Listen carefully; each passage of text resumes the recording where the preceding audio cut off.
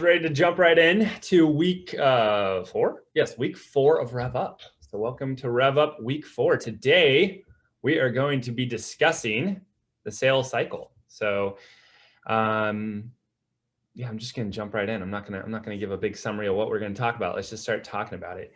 So, the objectives for today's meeting are the 7 steps in the sales cycle, objection handling techniques, effective communication in sales, and utilizing the DISC assessment to determine the type of person you're working with. As always, we start off RevUP with an affirmation. Today's affirmation is, I love to set appointments and I love to make presentations, which will play in just a second. All right, let's talk about the 7 steps in the sales cycle. So picture the 7 steps in the sales cycle like a ladder, okay? So everybody who is not currently a client, they're all at step 1, right? And our goal is to bring them to step 7. So this is a conversation I have with people all the time that, you know, when you're at an open house or when you're networking on Facebook or networking in person, your goal shouldn't necessarily be, I was actually just talking to Ashley about this about an hour ago. Your goal is not to sell them a home, right? That's not your, I mean, maybe that's the end goal, but your goal when you are first starting to network is to make an appointment, right? To meet them and build rapport. I skipped step 1. So step 1 is you prospect for leads, but the goal of the prospecting is to get them to step 2, not to close the transaction at step 6, but to step 2, make an appointment, meet them and build rapport. So that's the whole point of the 7 steps in the sales cycle, is to think of every relationship as a ladder, and the goal is to eventually close the deal, and number 7, turn them into clients for life. So step 1 is prospecting. That includes networking, open houses, networking on Facebook, etc. Step 2 is make an appointment. I say this all the time. That is our goal. Whenever you're talking to someone, make the appointment, get that face-to-face. And if you can't get the face-to-face, get them on the phone, because they don't feel like they have a relationship with you when you've only ever emailed with them or messaged them. Once you talk to them on the phone, and especially once you get face-to-face, the relationship goes to the next level. Number 3, qualify and analyze their needs. So qualify can mean, if it's a buyer, get them pre-approved, right? Get them in touch with a lender, and also analyze their needs, which we're going to get into more details later. Step 4, loyalty and commitment. This is a really important one that we're going to talk about later, but explain how you are paid. You do work up front and you get paid when they close the deal with you. It's really important. Step 5, meet their needs and deliver. That's showing them homes, writing offers. Step 6 is close the transaction. And step 7 is a post-sales follow-up, which, as I've mentioned in many of these meetings, is the number 1 most important part if you want to be very successful in this business, as opposed to just do a few deals a year. Turning your clients into people who will buy and sell and buy and sell and buy and sell every 3, 4, 5 years. And most importantly, refer you once or twice or 3 times a year. That's what separates decent agents from the agents who are very, very successful. Okay, so I always mix up on these slides. I think I'm supposed to go from 1 to 2. The slide didn't change for me, but for you guys, but it changed for me. So I just went through all those notes on the first slide. Okay, here we go. Okay, so let's talk about step 1, prospecting. So again, this is open houses, internet, farming, circle of influence, mailers, social media, networking, door knocking, circle prospecting, referrals. Those are some examples. There are tons of examples. Very important though, kind of off topic, but don't look at this list and get super excited and start doing everything at once. I always suggest people start right here, circle of influence, add this spoke to your lead generation, and make sure you're doing that very well, because those are the easiest leads. Those are people you already know. That kind of also ties into referrals, right? You get referrals from these. And then add another one, right? But don't add another one. You haven't earned the right to add another tool until you've mastered this. It's really basic. It's like you don't go into the gym and start, bench pressing 250. You start a little lower. So master this, and then pick your next one. Maybe your next one is open houses. That's great. And then once you are doing these 2 things very well, then maybe you start really focusing on your social media. Then maybe you add a farm, but don't add 2, 3, 4 things at once. Get one thing, make it a system, and then add the next one. Okay, step 2 is get the face-to-face. I don't necessarily agree with the first bullet point where it says only meet with A or A plus prospects, people who are ready to buy or sell in 30 days. I completely disagree with that. Again, your relationship completely changes when you have that face-to-face. Once you have a face-to-face, it's just you've connected. They've seen your smile, they've heard your voice, they feel somewhat bonded to you. So in my opinion, I always try to get a face-to-face, regardless of if they have a 400 credit score and they're making 30,000 a year. That's fine, because that person could still have a referral for me, right? And that's why I definitely disagree with this first bullet point, because I'm in the business of making relationships, and then the business comes. But the idea is don't spend too, I guess a way I would take this bullet point number 1 and translate it into something I do agree with, maybe don't go show someone homes unless they're an A or A plus prospect, right? That's a big time commitment. But don't be afraid to meet someone, even if they're not ready to buy a home right now. Isaac? Yes. So the only exception I would say to that is, like, if you have someone who's interested in moving to Tacoma or something down the road and they're coming to town for their grandma's birthday or something, if you can steal them for a Sunday and spend like an hour or two just taking them around Tacoma, I think it could be worth the investment if they're going to buy with you in 6 Totally. months to a year. I would agree with that. There are exceptions. Absolutely. I mean, another one, we're going to talk a little bit later about how people get like, it's so overwhelming to think about buying a home, and they're like, they don't think, okay, well, the only first step you have to make is just get pre-approved. They're like, it's just so overwhelming. And so sometimes if I have somebody who I know is qualified, I know they want to buy a home, but they're just not getting off their butt and putting in the work to start, I will send them a home and be like, dude, let's go check this out. I know you're not pre-approved yet, but let's go check it out, because once they see a home, it excites them. That's not exactly what you were saying, Robin, but along the same lines, right? So I do agree with you. There are times that I would, waste time potentially showing someone a home if they're not qualified, or if they're not necessarily an A or A plus prospect, just to gain that trust. Because again, it's just taking it to the next level. You buy someone coffee and they appreciate you buy them coffee and then show them some homes. Now you're their real estate agent. Even if they're not gonna buy for a year, you're sure as heck their real estate agent. So I think, is that what you were saying, Robin? Totally, yeah. So I ended up having a buyer that was hoping to start looking this June, and we started looking last month because I got her excited and told her, in this competitive market, you're going to fall in love with 5 homes until we get 1. Yep. The last bullet point is super important, and this is a good point, a good time to plug. Next Tuesday, we're going to be having a whole meeting about safety. We actually have somebody who has a security company. He's going to talk about 2 things. Sorry, this is totally not the right time to do this, especially if you're watching this way later. But if you're watching this way later, then watch that Tech Tuesday recording. But his security company, and he has a pretty cool security package that you can give as a gift to your clients, or you could refer to clients if they're nervous about security in an area. But then the second part of the meeting, he's going to talk about agent safety and just some basic. They have some classes on a bunch of self-defense stuff. It's pretty cool. So, anyways, if you're interested, that'll be on Tuesday. But bullet point number 2 here is meet at the office for personal safety. I'm going to take it a step back. Meet in a public place, right? If you don't know the person, you met them online, and they say, let's go meet at this home down this 3-mile dirt road, and it's the only home down there, probably wouldn't do that on your first meeting. Probably wouldn't even do it on your second meeting unless you really know them and trust them at that point. But just be careful. That's really the moral of that story. And stay tuned for Tuesday, when we're going to talk a lot more about that. Step 3 is qualify and analyze their needs. So qualify means making sure that the odds of getting paid are in your favor, right? Face it, you work on contingency. That means you do not make a dime until the title changes hands. As such, you must be vigilant about with whom you work. Again, you can make your own rules how you're going to do this. Are you never going to show a home to someone unless they get pre-approved? I know a lot of real successful real estate agents who say that. They will never show a home until you get pre-approved. You have to put in the work, and then I'll put in the work, because their time is too valuable. And I'm not saying they're wrong. I'm not saying they're right. I'm just saying, just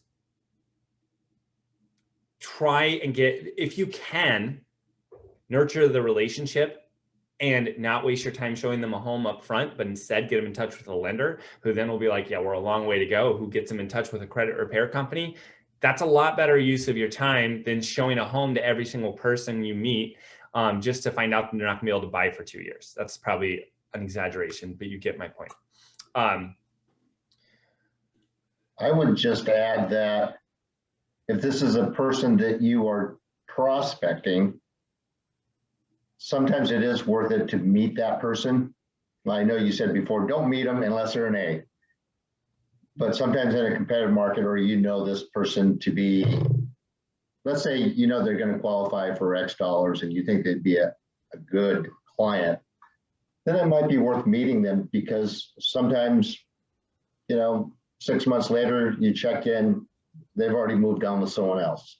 I completely agree with you. No, I actually totally disagree with that first slide where it says don't meet them unless they're an A or A+. I actually completely disagree with that. No, I think you should meet them. I just think maybe don't show them 10 homes. That's really time consuming until they actually are pre-approved. They're actually putting in the work themselves.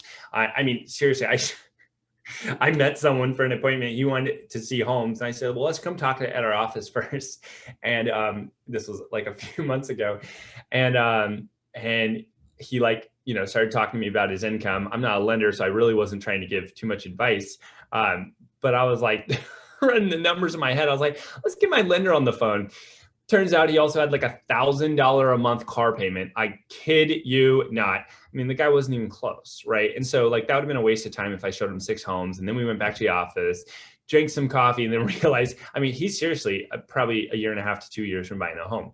I'm still nurturing the relationship, and I'm glad I met him. But I would have felt a little like, oh, that was dumb if I had shown him homes. So I guess that's where I draw the line. You make your own decisions. Yeah, on those steps where there's still like a 2 or a 3, and they can almost become a 4 if you can just meet them, because really in the digital age, all of a sudden they don't take your calls and emails and they're gone. They disappear. 100%. Yeah, no, I couldn't agree with you more, Jay. I agree completely. Yeah. Okay.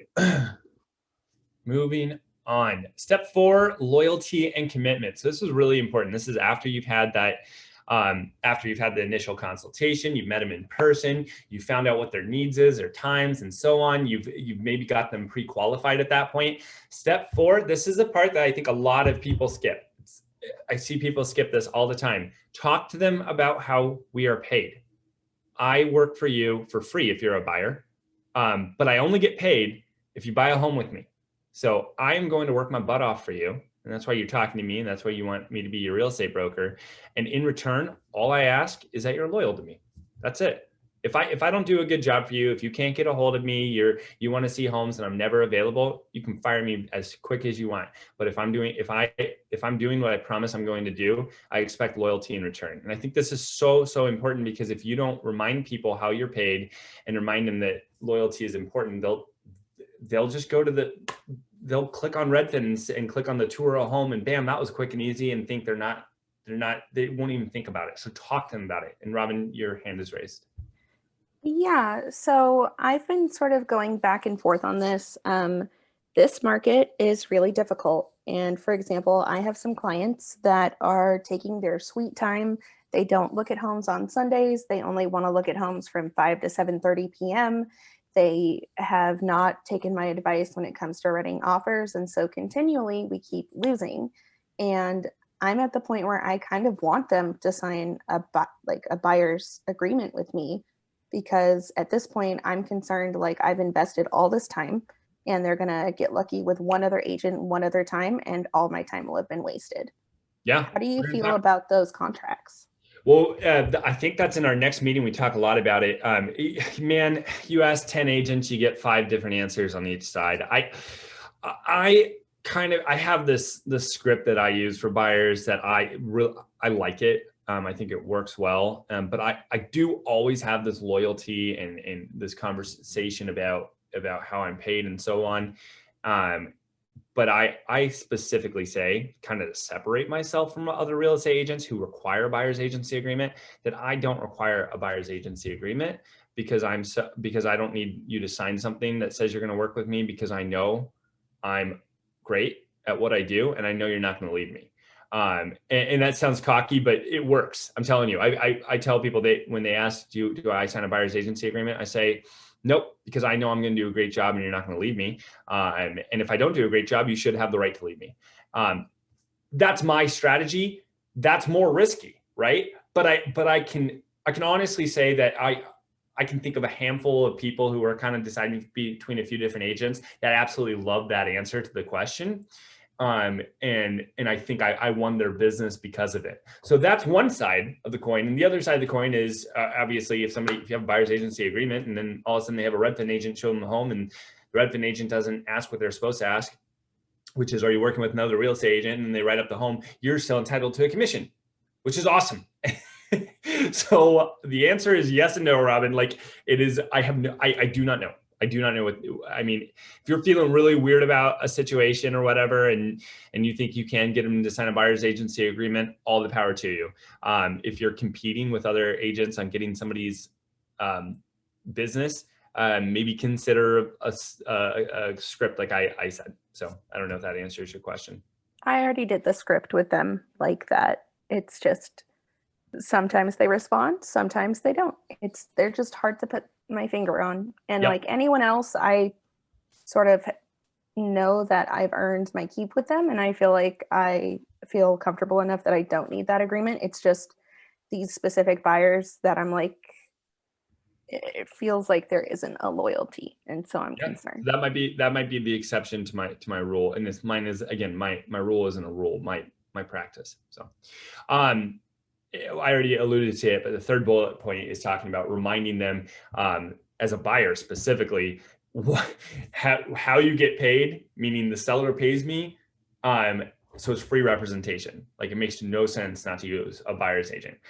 We'll talk in week 9, I want to say, about for sale by owner and your value proposition to them. That's a lot harder because obviously if you're a savvy seller who wants to list their home on MLS for sale by owner, you can do that and represent yourself and have legitimate savings of 2.5%. That's a lot of money. That's a lot harder conversation than talking to a buyer. For a buyer, it makes absolutely no sense unless you to not have a buyer's agent. It doesn't make sense. So anyways, step 5, meet your client's needs. This goes back to step 3 where we qualified and learn about their needs. And now it's time to meet them, right? Show them homes.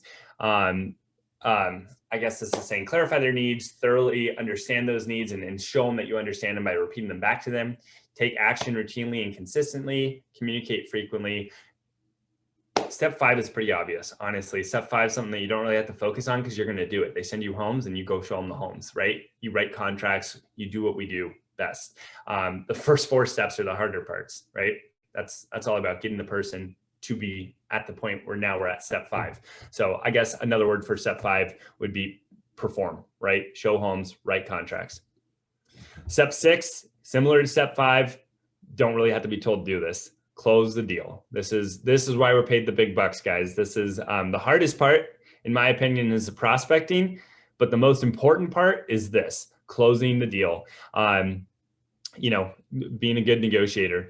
So don't always be educating yourself and educate the client that you work with on the process. Let them know how you don't get paid until closing. We already talked about that. Show them the many steps from acceptance to close, and communication is key.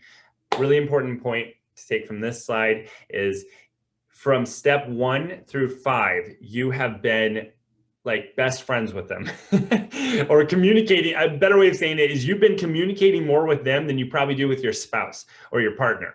Like as you're showing homes, you're talking to these people all the time. But what happens is when you get a deal in contract, and what we have like the first week around mutual acceptance is busy, then we've got like a 3-week span of nothing going on. And we know that's normal because we're waiting for the appraisal and all that stuff. The buyer doesn't know that. So you have to communicate repeatedly, at least twice a week during the transaction. Just say, hey, no news, but we're good. Everything's going as planned. So that's really the key from this slide. And step 7, as I said already, this is what separates the good from the great agents. Follow up and make them clients for life.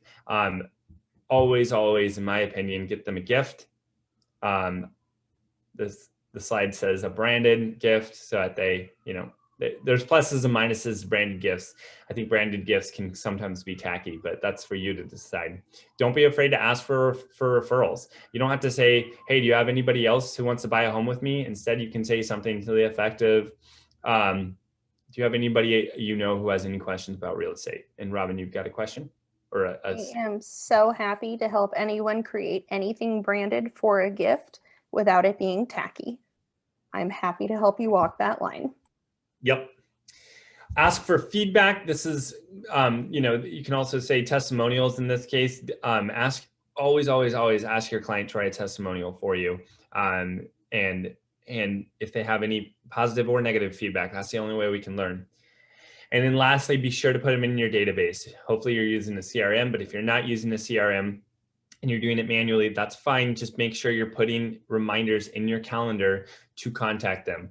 I used a story last week about a client who I helped buy a home last year, and I thought I was staying in touch with them, and apparently not good enough because they're buying again, and it sucks. Don't let that happen to you. So stay in touch. Seriously, it feels more awkward for you than it does for them. For them, it's like, oh, that was nice of Isaac to check up on me, right? And you don't have to be calling just saying nothing. You can call and say, how's it going? Do you need any referrals for contractors or electricians? Send them a Christmas card. But just asking how they're doing, like we talked about in the last meeting about Ford, F-O-R-D.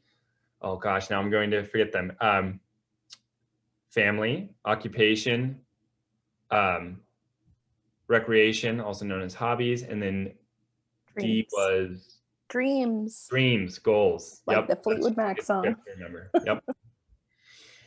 Okay, let's talk about effective client communication. Effective selling is not really selling. Effective selling is about building relationships, understanding human behavior, how we trust, how trust is lost, what motivates us, and how we make buying decisions. People do business with people. It's that simple. Think about the last major purchase. What did the salesperson that you did? What did the salesperson do to help you through the decision-making process? I love using that as a trigger to think about how I want to act for my clients. Like whether it's a lender who I use when I bought a home, or the title company I refer business to, or the inspector, or so on. Sure, quality of work is very important, but almost everyone I refer or I use personally are people who I appreciate. Almost always. There are exceptions, right? Sometimes you need a contractor and you just get anybody who's available. But for the most part, there's tons of lenders out there and they all offer really similar products, really similar pricing. A lot of them are really good. So why do you refer the lender you refer? Because you like them and they service the heck out of you, right? So think about that as a real estate agent. Why should people choose me as somebody else, and make sure that's the persona you're putting out? So sales equals relationship building. You build rapport, ask questions, and listen. The greatest sales lesson ever. We were given one mouth, but 2 eyes and 2 ears. It is twice as important to listen and observe than it is to talk. I think we can all relate to this statement where, well, let's be honest. We all know people who it's not super fun to have conversations with because it feels like they are just thinking about the next thing they're going to say and they're not listening to you. That's the opposite of what you want to do. There's an amazing book called Never Split the Difference by Chris Voss, who's it's all about negotiation. He's a former FBI negotiator, actually. And that if I had to summarize that book into a quick couple sentences, it would be, if you are an amazing listener, you will become an amazing negotiator, because when you listen, you really start to hear what people's objections are. What is the hang up that is preventing this deal from getting done? This deal from getting done, in this case, meaning like, why are they not actually just talking to the freaking lender and getting pre-approved? It's like, it's not hard, just talk to the lender. But for some reason, it's so hard to get them from, I think I want to buy a home, to just talking to the lender. So listen, that's really, that's the long and the short of this slide. IVEC technique: investigate, validate, educate, and close. So investigate and inquire. All objections are fear-based: fear of losing money, losing face, or losing control. The first objection is almost never the actual objection. The goal is to find out what the real concern is. So this is the first and most vital step in the communication sequence. In most exchanges, you will move back and forth from investigation to validation and education, then back again. The goal in step 1 is to learn what the true objection is. What do they want? What is their underlying concern or fear? I feel like that was really well said. I don't even feel like I have to elaborate on that, but it is really important to really figure out, like, what if someone's not getting off their butt and talking to the lender or whatever the case, try and get them to tell you what's wrong, and maybe they don't even know. Maybe it's just something in the back of their head. So just listen and try and figure out what the objection is. So then after that, you can validate. So validation does not mean you agree. It just means you hear them and you understand. This is another big part of Never Split the Difference, the negotiation book. He uses a technique that he calls mirroring. And he says it sounds so silly and simple and like it wouldn't work, but it does work. And I've seriously done this, where people say what's bothering them or what they're concerned about, and you literally repeat it back. Seriously, if you haven't read that book, it's an amazing book. It's not just at negotiating, but also just building relationships. But anyways, literally when people say something to the effect of, I'm just nervous that I'm not going to get approved for the loan, and then I'll have a hard credit pull and I'll be wasting all this time. And you just say right back to them, I hear what you're saying. You're concerned that this is going to be a big time suck, and you're nervous about getting, declined. And just validating their concern has a massive impact. I'm telling you, you visually see their body language relax. They're like, yes, thank you for hearing me. So the validation is the next step, and it really works. So validation creates safety, gets them to lower their shield, like I just said. Exercise the muscle of patience, meaning listen to them until they finally give you that objection and then validate it. Step 3 is education. This is tricky. I definitely struggle with this with my wife, where she tells me something that's wrong and I try to fix it immediately. And sometimes that is not what she wants. So the important part of education is do not educate too soon, and make sure you have permission to educate. Make sure they're not just venting to you. So you don't want to say, obviously, well, that's stupid. The lender won't be rude to you. They just want to talk to you. Like, just come on, just do it. Yes, you're probably right, but that's not going to do any good, right? So this third part is obvious, kind of, but it's really easy to forget when again, to us, this is so simple. It's another real estate transaction. You just talk to a lender. If you're not pre-approved, they give you some steps to get pre-approved. It's easy. To them, this is daunting. This is the first home they're ever going to buy, and they're super scared, and they hate talking about money, and they hate uncovering things with their credit. And it feels like going to the doctor when you talk to a lender if you have bad credit, right? Or bad financial. Embarrassing. Yeah, it can be embarrassing. Super devastating if you've worked really hard and you feel like you have nothing to show for it. Yep, absolutely. So. That's a very important point that I probably need to work on. Not all of us are as smart with money and didn't get smart with money in our 20s like some people, Isaac. Some of us spent our 20s, young and dumb. I don't know how to respond to that. I don't think I'm that smart with money. I just... Says the man who owns 3 homes in Tacoma. What'd you say? Says the man who owns 3 homes in Tacoma. Just two. And a parcel. Okay, 3 properties. Okay. Anyways, last but not least, the most important part, or not the most important part, because they're all super important, is close the deal. This is so often overlooked. People will have a great conversation, right? They hear the objections, they repeat the objection back, and with their permission, they educate them on why those objections aren't valid, but shouldn't be something to prevent you from buying a home.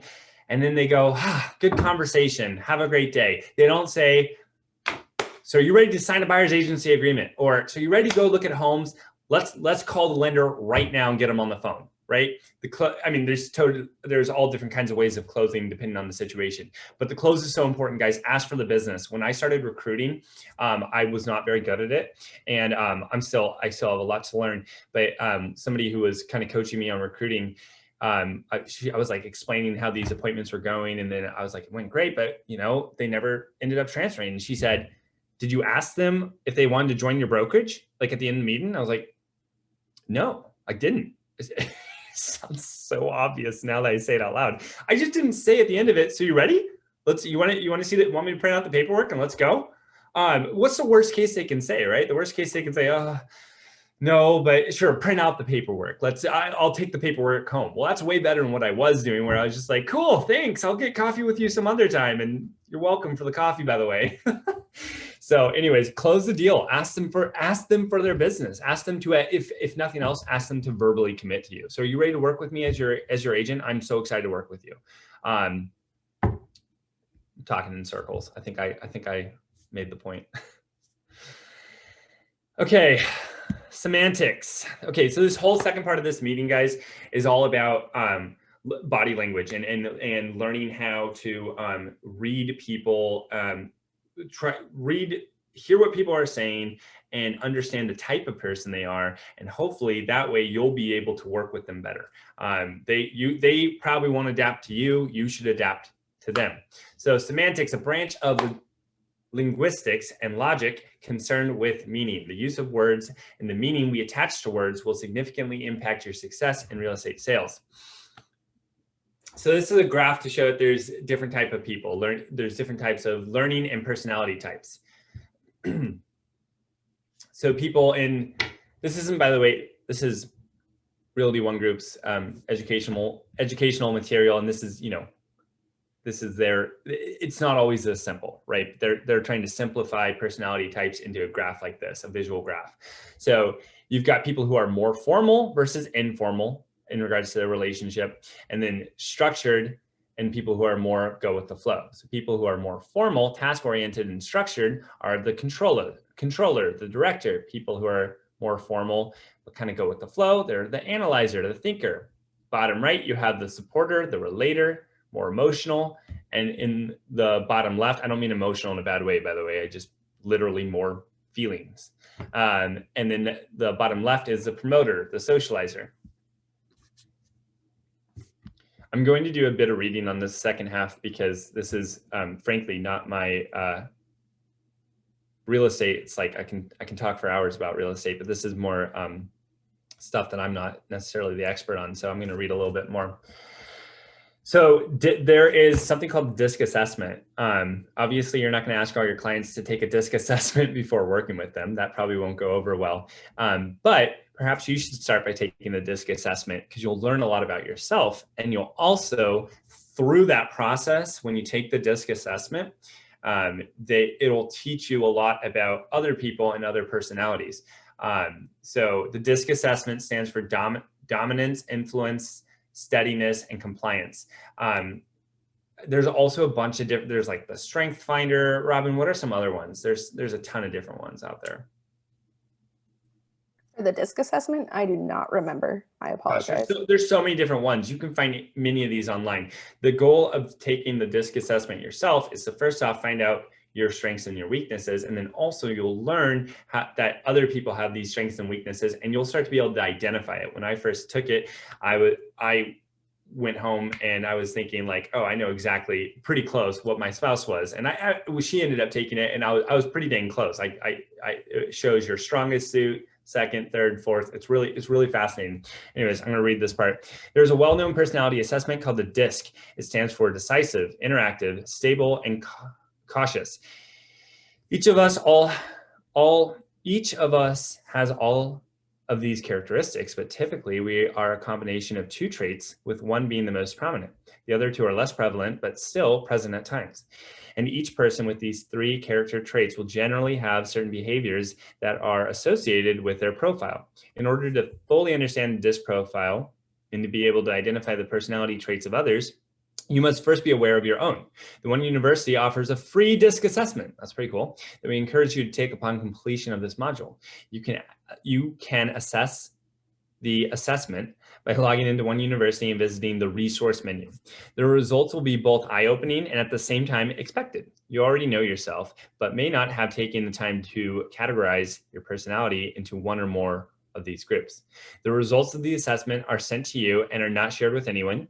You should download the assessment results and discuss them with your manager or your spouse or your accountability partner, anyone who can maybe see past your blind spots and help you learn from them. They will be able to help you understand the findings and show you how they can be applied to your business. So the DISC assessment will help you in discovering your learning and communication styles. Each of us prefers to learn and communicate in one of three ways. Often we are a combination of two, and sometimes even all three. However, we all have one that dominates our learning and communication style. Which one most closely describes you? So a visual person needs to see it. They speak rapidly, thinks others are slow or stupid. They share first. They sees that you are there. Auditory learners auditory people need to hear it, will cock their head and tap fingers or foot, speaks at a moderate pace, neither fast nor slow, but steadily, shares second, wants to be heard. Kinesthetic person needs to touch it, feel it, work with their hands, speaks more slowly, thinks others are too fast and quick, shares last, wants to feel connected. As I read these, can't decide. I know one that I'm absolutely not. And then there's two that I'm like, yeah, I'm both of those. So anyways, it's funny. You read these and you're like, oh, yep, I see it right away. I actually have all of our DISC assessments handy, Isaac, if you want. Oh, that's awesome. I should review those. It would be good to have another office meeting with all of us and kind of relearn from each other. I know So if we Wilson. go in, if we go in and do this, you guys are getting copied of the results? No. We don't get copied. I don't even know what I would do with a copy of your results, Wilson. I would be like, no, we don't get copied. I'm going to do it twice. Once, like, just normal, and then once after I've had a couple drinks. Yeah. Okay, so I have to tell you guys this embarrassing story about Isaac. So wait, is it embarrassing for you or embarrassing for me? Anyway, so when we first had to take the DISC assessments, we all took them, right? And Andrew and I are sitting there, and Isaac comes in with his results, and Andrew and I are reading it, and we're like, man, this doesn't sound anything like you, Isaac. And he's like, well, a lot of those questions had like really weird answers that I didn't really agree with. So I had to, and I was like, you overthought it, didn't you? Like, how long did it take you to take this? So when you're taking the DISC assessment, try not to overthink it. Just click through it. Just initial instinctive responses. That's what's going to be the most accurate for you. Andrew and I had Isaac redo it, and then it came back startlingly accurate about who he is. I think you guys gave me a shot at something and then said, go take it again. It was beer 30 on a Friday for sure. That's hilarious. Okay, these last three slides are just giving examples on how you might talk to a visual person versus the other two categories. And so I'll read through their examples. The examples are kind of dramatic. They're kind of silly examples in my opinion. But the takeaway from this is you should try and figure out who you're talking to, right?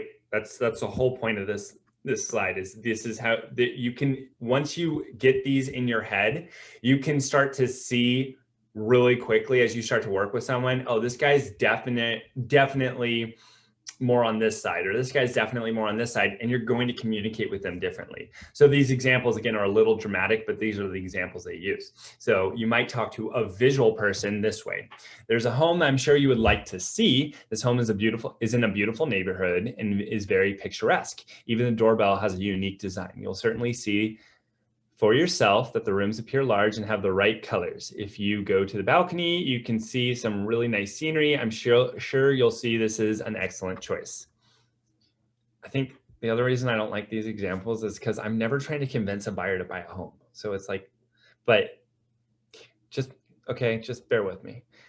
An idea of how you might speak to an auditory person would be, yet there is another home that I'm sure you would like to hear about. This home is in a quiet neighborhood and is a very sound construction. That seems like a pun. Even the doorbell has a nice tone. You'll certainly say to yourself that the rooms are large and have the right tones. If you go to the balcony, you can hear the birds chirping and the sound of the breeze. I'm sure you'll tell yourself this is an excellent choice. Okay, guys, next time I do RevUp, I'm cutting these out. This serious. Is not, yeah. Who talks like this? This is dumb. Yeah, no.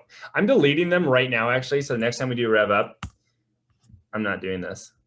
Actually, I have a really visual buyer and we're friends now. I'm going to try talking to her like this tonight and see if she says anything. It totally like belittles the whole point of this. The whole point of this is you have different types of people who are different types of way, and you should adapt the way you talk to them to the way they are, right? I mean, I say it all the time, kind of as a joke. As a salesman, I'm a chameleon. I mean, politically, the people I work with, they all think I agree with them on the political aisle, etc. I mean, their interests. I'm not saying I lie, but I'm like, oh, totally. I love watching the Golden Globes. I never watch the Golden Globes. I hate it. It's so boring. But you know, if that's what some of my clients talking about, that's what I'm talking about too. So that's a total side tangent, but that's the idea of this, right? Figure out the type of person your client is and speak to that. Oh, that's brutal. I know that happened last RevUp too. And this time I'm deleting them. I'm not doing it again. That was just. As you can see, the settlement cracks, and visually you can tell that they updated the bathroom. And use your elf eyes, buyer, to see like who talks like this. Nobody talks that way. And that wouldn't be, if someone started talking to me that way, I'd be like, are we on camera? What's happening? Oh gosh, that was funny. Well, I hope everyone got a kick out of that. I will not put us through that again. That was just, yeah, not the best. All right, guys, that is the end of the meeting today. As always, we end on the one habit. The one habit is a suggestion. My suggestion is to take the one habit and make your own one habit that you'll stick to. But the idea is you're going to make 3 calls, add 3 people to your database, and send out 6 handwritten notes every single working day. Again, make it your own. Maybe 6 handwritten notes means you're going to comment on 6 different pictures or posts that your friends make. Whatever it is, stick to the one habit, because sticking to consistent prospecting, I say it all the time, you don't necessarily see the results right away, but it's working. Those people appreciate that you're reaching out to them, and it's working. So thank you all for joining. We will see you next week, hopefully next Tuesday. I'm really excited about that meeting. It'll be really fun. But yeah, if you guys have any questions between now and then, as always, feel free to call me. Have a great week.